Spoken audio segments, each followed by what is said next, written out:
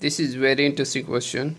Only one person get this right. 4 plus 2 plus 2 and 5. So open bracket and open bracket, round bracket, right, and close bracket. So inside the parentheses first, so round bracket first. So 4 plus 2 plus 2 equals 4 and 5. Now 4 plus 4 equals 8, and here is hidden multiply, so times 5. Now 8 times 5 equals 40. But this is wrong. Why? Because multiplication must be done before addition. So multiply first, then addition, right? So 4